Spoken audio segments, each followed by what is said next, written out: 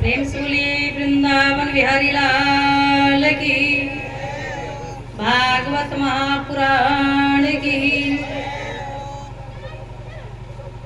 कल कथा भक्ति महारानी की भागवत कथा श्रवण करके भक्ति महारानी के दोनों पुत्र ज्ञान वैराग्य स्वस्थ हो गए और भक्ति महारानी नर्तन करने लगी।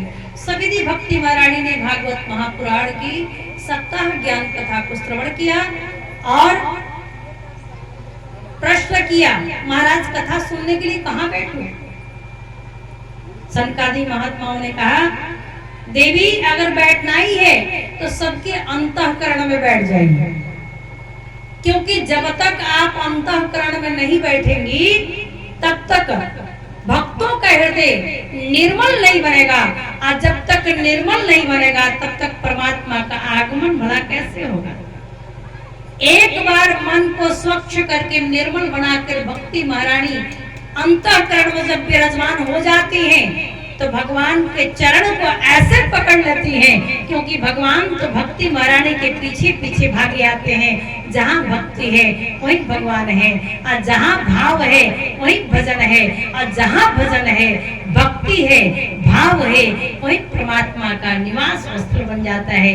और भक्ति महारानी वहीं पर ठाकुर जी के चरण पकड़ करके बैठ जाती हैं, उनको कहीं जाने नहीं देती। इसीलिए मन में काम क्रोध मद लोभ का परित्याग करके भगवान का शरणागत होना चाहिए, और मन को अपने मन रूपी पात्र को पात्रता को शुद्ध करके निर्मल करके उसमें भगवान के अमृत कथा रस का पान करते हुए इसे अमृत को भरना चाहिए, ताकि अमृत एक बार हृदय में उतर जाए, कथा अमृत एक बार जीवन में उतर जाए तो जीवन सफल हो जाता है। कल निवेदन कर रही थी, आज एक इतिहास बताना चाहती हूँ। तुंगभद्रा नदी के तट पर एक आत्मदेव नामक ब्राह्मण रहते थे।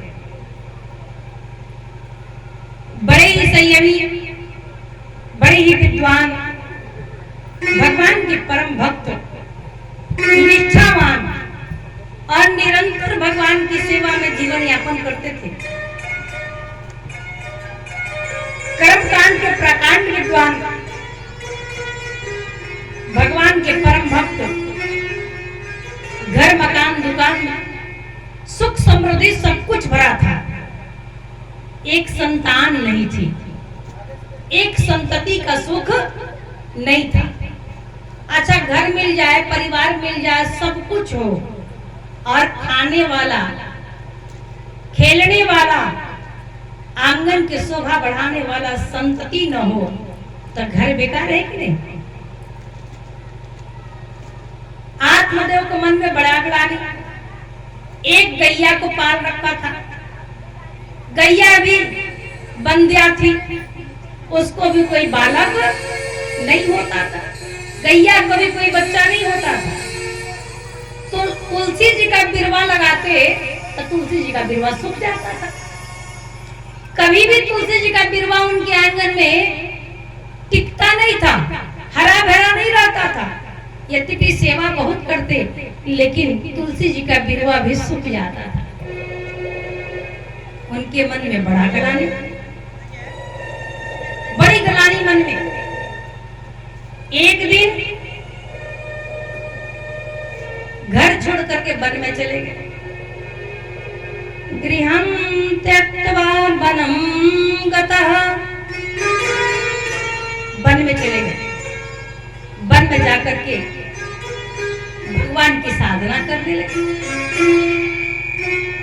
संजोग से एक महात्मा उधर से जा रहे थे, आत्मदेव पर दृष्टि पड़ी। सोचा, बड़ा भक्त लगता है, भगवान की साधना कर रहा है, शायद भगवान को पाने की इच्छा इसमें जागृत हो गई है, ये भगवान को प्राप्त करना चाहता है। चलो आशीर्वाद दे दूं, क्योंकि जब तक महात्मा नहीं मिल जाता तब तक परमात्मा की भी प्राप्ति नहीं होती। जब तक सत्संग नहीं तब तक विवेक जागृत नहीं होता, और जब तक महात्मा नहीं तब तक परमात्मा की प्राप्ति नहीं। महात्मा वह सीढ़ी है जो परमात्मा के द्वार तक पहुंचा देता है। तभी तो कहा गुरु गोविंद दो खड़े काके लागू पाऊं, बलिहारी गुरु आपकी गोविंद बतान। कहा जब तक गुरु नहीं तब तक गोविंद का दर्शन कौन कराएगा। और हमारे यहाँ तो आचार्य देवो भव। हमारी भारतीय संस्कृति में सबसे पहले माता का स्थान, मातृ देवो भव, पुनः पिता का स्थान पितृ देवो भव, और तीसरा गुरु का स्थान। कहा महाराज आचार्य देवो भव, फिर अतिथि देवो भव। देवता के रूप में संत महाराज प्रकट हो गए। आत्मदेव का खुशी का ठिकाना नहीं। आत्मदेव चरणों में गिर पड़े, माथे पर हाथ रखा, कहा विप्रवर ब्राह्मण देवता भगवान को पाने के लिए तपस्या कर रहे हो। ब्राह्मण ने आंख खोल कर देखा, आत्मदेव ने आंख खोल कर देखा, कहा कि नहीं, अभी परमात्मा को पाने की उम्र ही क्या है। अरे परमात्मा को पाने के लिए चौथापन होना चाहिए, चौथापन। अभी तो मैं संतति पाना चाहता हूँ, मैं पुत्र की कामना लेकर के वन में तपस्या कर रहा हूँ। ब्राह्मण देवता को देख करके तुरंत भर में संत ने कहा पागल मत बनो। अरे संतान से कभी किसी को सुख हुआ है क्या। संतान पाना ही है, संतान की कामना ही है, तो भगवान को ही संतान मान लो, भगवान को संतान मानकर उनकी सेवा करो। ब्राह्मण देवता माने नहीं, ब्राह्मण देवता माने नहीं। कथम रोदसी विप्र त्वं काते चिंतया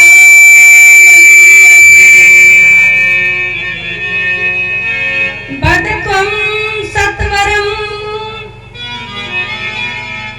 मह्यं स्वस्य दुःखस्य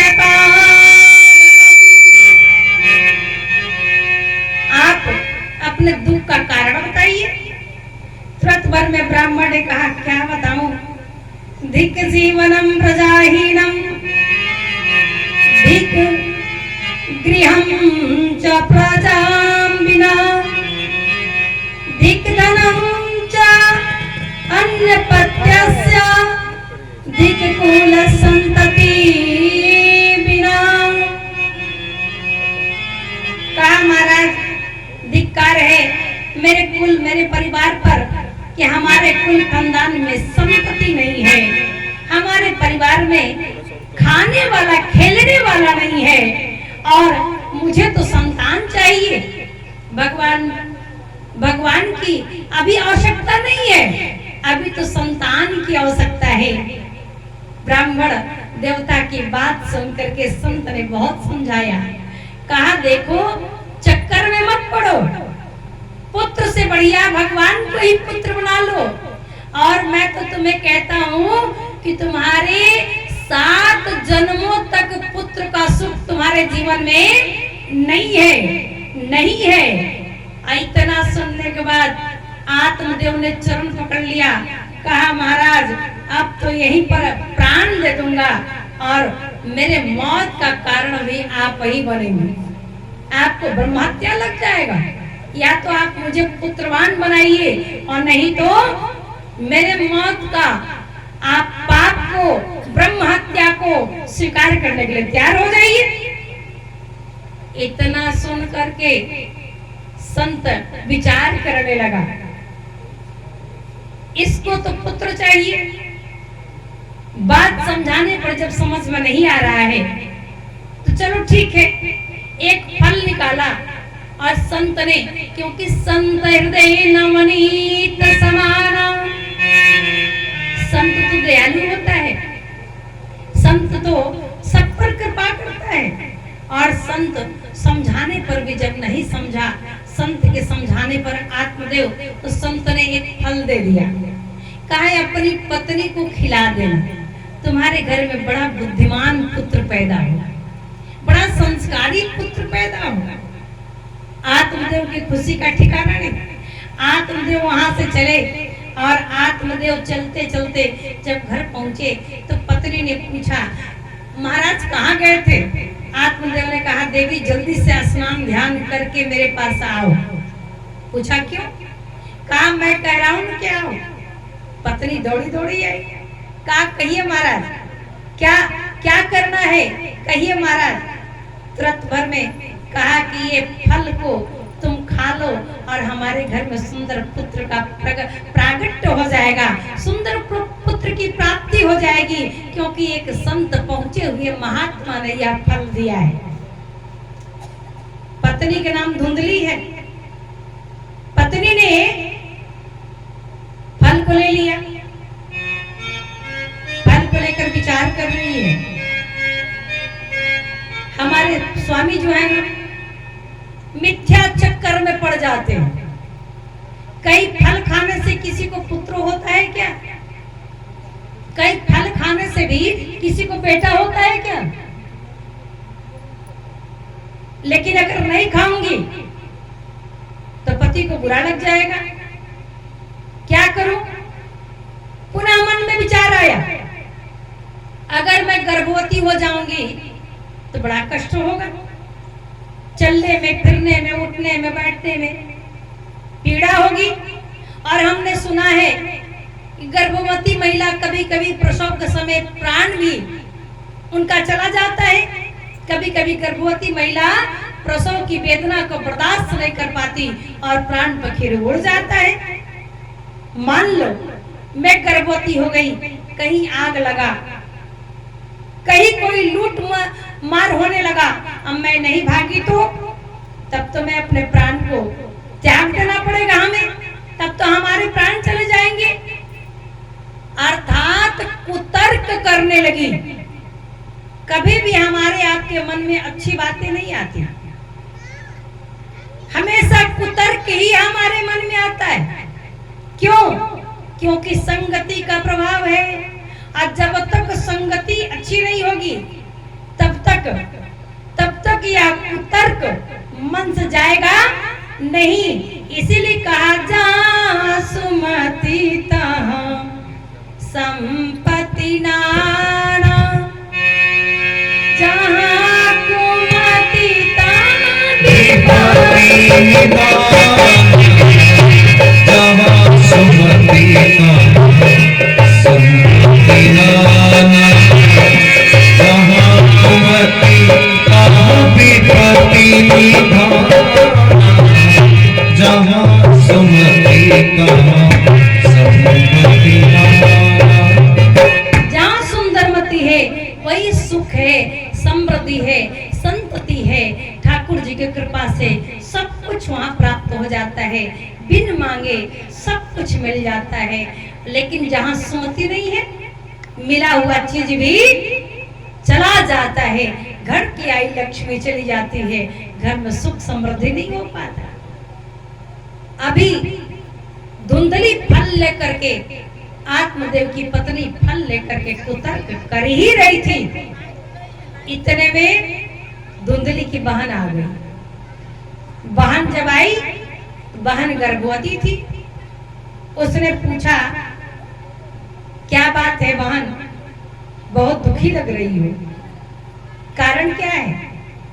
बहन ने कहा क्या बताऊं, हमारे महाराज को एक संत मिल गए, एक फल दिया है और कह रहे हैं कि इस फल को खा लोगी तो गर्भवती हो जाओगी।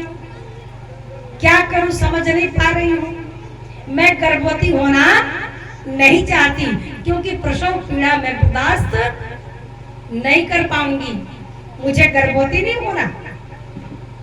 संत महाराज का फल का क्या करूं। धुंधली की बहन गरीब घर से थी, संतान बहुत थी और खाने के लिए भरपेट भोजन नहीं मिल रहा था। बहन ने कहा तुम चिंता मत करो, तुम गर्भवती होने का नाटक करो, मैं अपना बच्चा जो गर्भ में है ना उसको तुम्हें दे दूंगी, किसी को पता भी नहीं चलेगा और इसके बदले में तुमको खर्चा पानी दे देना, हमारा भी काम हो जाएगा तुम्हारा भी काम हो जाएगा। दोनों बहन में सलाह हो गया, विचार हो गया। बहन ने पूछा फिर फल का क्या करूं। धुंधली ने कहा इस फल का क्या करूं जो महात्मा जी ने दिया है। बहन ने कहा फल को परखना चाहती हो, देखना चाहती हो तो गौ माता को खिला दो। गौ माता को भी तो बालक नहीं हो रहा, बंध्या है, एक भी बछड़ा बछिया को पैदा नहीं किया तो गौ माता को खिला दो। धुंधली ने कहा ये बात ठीक है, तुरंत भर में उस फल को लेकर के गौ माता को खिला दिया।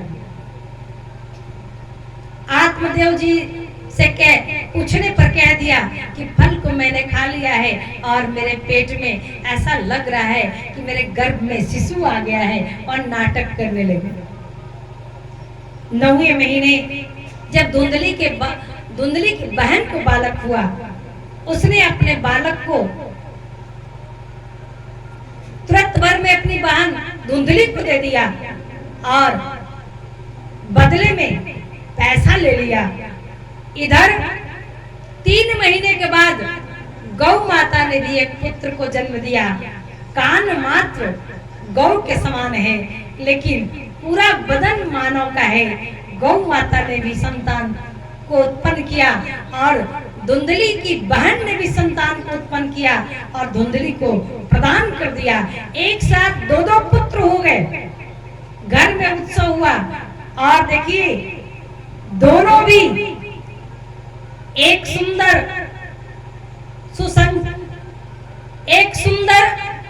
सत्य मार्ग पर चलने वाला संस्कारी पुत्र हुआ और एक संस्कारी पुत्र नहीं हुआ। कुसंग में पढ़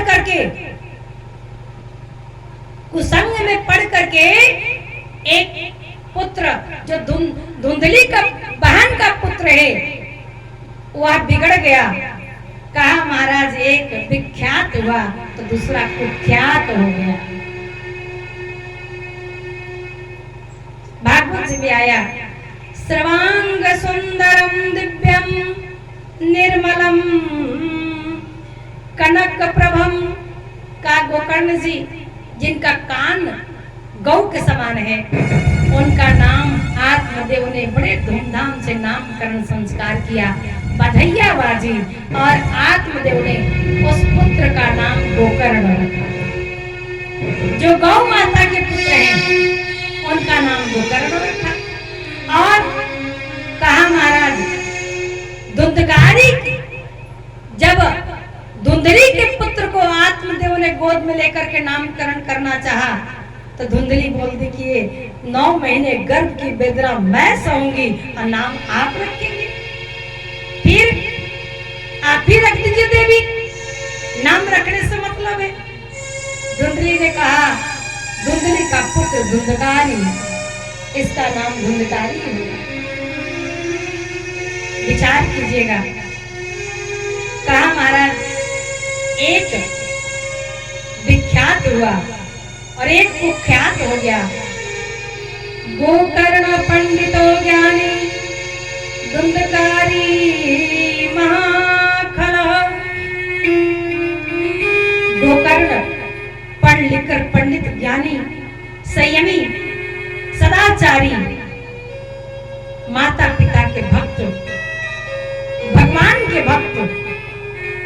जिसने माता पिता का सम्मान नहीं किया ना, तो भला भगवान का सम्मान क्या करेगा। जिसने राष्ट्र का सम्मान नहीं किया, गौ का सम्मान नहीं किया, बड़ों का सम्मान नहीं किया, वो संसार में आकर भी प्राण तो चल रहा है, जीवन तो है, लेकिन मृत समान है। जिसका संस्कार मर गया, जिसका विचार मर गया, उससे बड़ा अभागा संसार में कोई हो नहीं सकता। आज गोकर्ण तो पंडितों ज्ञानी बन गया और दुर्दकारी महाखल बन गया, माता पिता को कष्ट देने लगा। गोकर्ण का आचरण देख करके सब लोग सराहता था, वाह वाह होता था। जिधर से गोकर्ण निकल जाए 10 लोग घेर करके दंड प्रणाम करने लगते, नमन वंदन करने लगते, सत्संग होने लगता। लेकिन धुंधकारी जिधर से निकल जाता, उसे देखकर लोग मुंह फेर लेते, उससे बात भी नहीं करते। धीरे धीरे संगत बिगड़ गया और गोकर्ण ने उसके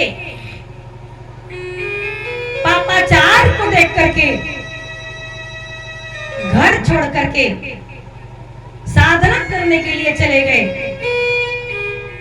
धुंधकारी माता पिता को कष्ट देने लगा। अच्छा, पुत्र नहीं है तो कई दुख है ना, बेटा नहीं है। अगर संतान नहीं है तो मात्र दुख इसी बात का है कि बेटा नहीं है। लेकिन संतान हो करके नालायक हो जाए, दुराचारी भ्रष्टाचारी हो जाए, कुसंग में पड़ जाए, दारू शराब नशा करने लगे, जुआ खेलने लगे, चोरी डाका करने लगे, तो फिर लगता है ना इससे बढ़िया तो संतान ही नहीं होता। इसी संतान के लिए प्रार्थना कर रहा था, इसी संतान के लिए महात्मा के चरणों में गिर पड़ा, इसी संतान को पाने के लिए देवताओं की पूजा की, इसी संतान को पाने के लिए सबके समक्ष आंचल को फैलाकर माताएं मांगती हैं। ऐसा ही संतान अगर पुत्र सुपुत्र हो गया तब तो कुल का नाम रोशन हो जाएगा, लेकिन पुत्र कुपुत्र हो जाए तो बना बनाया कुल का नाम विकलंकित कर देगा। आज धुंधकारी ने कुल का नाम कलंकित कर दिया, आत्मदेव की प्रतिष्ठा चली गई, आत्मदेव का हृदय रोने लगा। इससे तो अच्छा बिना पुत्र का ही था। एक ही दुख था कि बेटा नहीं है, लेकिन आज बेटा होकर भी जीवन में कलंक का धब्बा बन गया, मेरे कुल में दाग लगा दिया। ऐसा बेटा किसी काम का नहीं। आहत होकर के, दुखी होकर के घर छोड़कर जाने लगे। एक दिन बेटा नहीं था तो घर छोड़ के गए, मुझे बेटा मिल जाता। आज बेटा कुसंग में पड़ गया, पुनः आत्मदेव घर छोड़कर चले। रास्ते में गोकर्ण मिल गया। गोकर्ण ने समझाया, पिताजी किसके लिए रो रहे हैं, किसके लिए विलाप कर रहे हैं। संसार में कोई अपना नहीं होता, ना कोई किसी का बेटा है, ना कोई किसी का पिता है, ना कोई किसी का भाई है, ना कोई किसी का बंधु है। किसके लिए रो रहे हैं, किसके लिए विलाप कर रहे हैं। अगर कुछ करना ही है तो भगवान का भजन कीजिए, भगवान का सत्संग कीजिए, स्मरण कीजिए। कहा पिताजी सब त्याग करके भगवान का ध्यान कीजिए। आप जानते हैं किसी में सुख नहीं है, कहीं सुख नहीं है। अपना शरीर भी सुख प्रदान नहीं करता। देहे नास्ति मांस रुधिरे अभिमतिं त्यज्य त्वं जायासु तासु सदा ममतां विमोच पश्यानिशं जगदिदं श्रवणाङ्गनिष्ठं वैरागरागरसिको मंत्रभक्तिनिष्ठः। का यह शरीर अपना शरीर भी अपना नहीं है। बेटा भाई बंधु पति पत्नी कोई अपना नहीं है। सब यही का ही रहता है। यहाँ कुछ लेकर ना आए हैं न कुछ लेकर के जाएंगे, सब यही रह जाएगा। और जानते हैं क्षिति जल पावक गगन समीरा पंचरचितया अधम शरीरा। चित जल पावक गगन समीरा पंचरचितया अधम शरीरा। पंचरचितया अधम शरीरा। क्या पिताजी पिताजी आप जानते हैं विरक्ति मन में आ जाए तो ज्यादा अच्छा है, भगवान की भक्ति हो जाएगी। अच्छा देखिए विरक्ति कब तक नहीं आता। एक बार सोना ने लोहा से कहा, एक बार सोना ने लोहा से पूछा, लोहा आग में तुम भी जलाए जाते हो, मैं भी जलाया जाता हूं। आग में तुम भी तपाए जाते हो, मैं भी तपाया जाता हूं। हथौड़ी से तुम भी पीटे जाते हो, हथौड़ा से मैं भी पीटा जाता हूं। लेकिन तुम बहुत चित्कार करते हो और मैं तुम्हारी आवाज तो लोग दूर दूर तक सुन लेते हैं, लेकिन हमारी आवाज लोग कम सुनते हैं। कारण क्या है? लोहा ने कहा भाई तुमने पूछा तो बहुत बढ़िया प्रश्न। एक बात बताओ, तुम आग में जलाते हो, तुम भी आग में जलते हो, मैं भी जलता हूं, तुम्हें भी जलाया जाता है, मुझे भी जलाया जाता है। लेकिन एक बात बताओ, ये पीटने वाला हथौड़ा किस चीज का होता है? कहा लोहे का, हथौड़ा लोहे का। कहा सोना तुम लोहे के हथौड़े से पीटे जाते हो इसलिए कम आवाज होता है, और लोहा मैं लोहे का हथौड़ा से पीटा जाता हूं तो ज्यादा आवाज होती है। पूछा क्यों? कहा जब अपना पिटता है ना तब बहुत दर्द होता है, और जब तक अपना फटकारता नहीं तब तक संसार से वो हटता नहीं है। अरे पराया पीट दे तो फिर उसी संसार में हम आ जाते हैं। कम से कम अपना तो है, हमारा बेटा है, हमारा पति है, हमारा भाई है, हमारी पत्नी है, हमको परायों से क्या लेना देना। लेकिन जब वही अपने फटकार देते हैं, दुत्कार देते हैं तो संसार से माया हट जाती है। और आज आत्मदेव का यही स्थिति है। आज बेटा ने फटकार दिया, बेटा ने कलंकित कर दिया, सर उठाकर चलने लायक नहीं छोड़ा, कुल का नाम डुबो दिया। आज आत्मदेव सब झुका कर चल रहे हैं तो जीना बेकार लग रहा है। तो कहते हैं पिताजी आप चिंता क्यों कर रहे हो? एक बात बताओ, बेटा कैसे अपना होगा जब शरीर ही अपना नहीं? शरीर अपना है क्या? जितने दिन के लिए आप आए हैं, जितने दिन के लिए, ये शरीर क्या है? का धर्मशाला है? किस चीज का? क्षिति जल पावक गगन समीरा, 5 वस्तु से बना धर्मशाला है। क्षिति जल पावक गगन समीरा, 5 वस्तु है।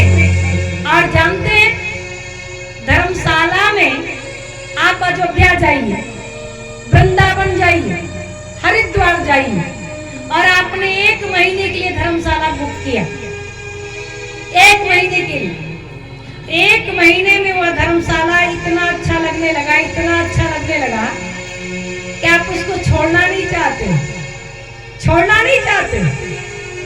तो धर्मशाला वाला कहेगा ना कि आपके बाद दूसरा बुकिंग है, आपके बाद दूसरा कोई बुक किया है, इसलिए धर्मशाला छोड़ दीजिए। आप बोलिए कि नहीं छोड़ेंगे, तो धर्मशाला वाला धक्के मार के निकालेगा कि नहीं निकालेगा? धर्मशाला में रहे कि तुम्हारा, जल्दी से छोड़ के जाओ। तो जिस समय जितना दिन के लिए हम आते हैं, इस मानव रूपी धर्मशाला में विराजमान होते हैं, और जब समय आ जाता है तो यमराज के दूत आकर के बलात् इसमें से निकाल कर ले जाते हैं और छोड़ते नहीं है। इसीलिए जब तक जीवन है तब तक सत्कर्म कीजिए, राष्ट्र के लिए, परिवार के लिए, अपने ग्राम के लिए, अपने जीवन के लिए, इस लोक के लिए और परलोक के लिए भी तत्पर हो जाइए, तो जीवन सफल हो जाएगा। और नहीं तो क्या भरोसा है इस जिंदगी का, साथ देती नहीं है किसी का, देती नहीं है किसी का, क्या भरोसा है इस जिंदगी का, क्या भरोसा है इस जिंदगी का, साथ देती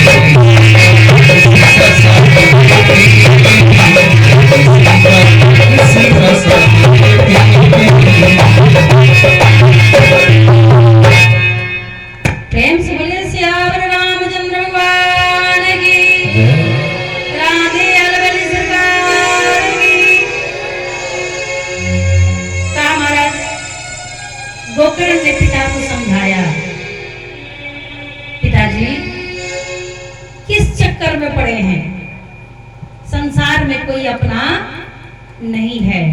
यह शरीर भी रक्त मांस मज्जा से बना हुआ है, यह भी साथ नहीं देता। कोई साथ देता है तो वह परमात्मा, परमात्मा के अलावा कोई अपना नहीं है। इसलिए भगवान के शरणागत हो जाइए। आत्मदेव को ज्ञान हो गया, आत्मदेव वन में चले गए, लेकिन धुंधली के मन में बच्चे के प्रति आसक्ति है। अब तो वो बाप के जाने के बाद और निडर हो गया। इसीलिए कहा गया कि काल पुत्र सुपुत्र तो का धन संचय, अब पुत्र कुपुत्र तो का धन संचय। हम संचय करते हैं, कोठी बंगला मकान बनाते हैं, किसके लिए? बेटा के लिए, परिवार के लिए। लेकिन अगर पुत्र सुपुत्र हो गया तो संचय करने की आवश्यकता नहीं, वो तो बना लेगा। अब पुत्र कुपुत्र हो गया तो आपका संचय किया हुआ भी गंवा देगा, कुछ भी टिकेगा नहीं।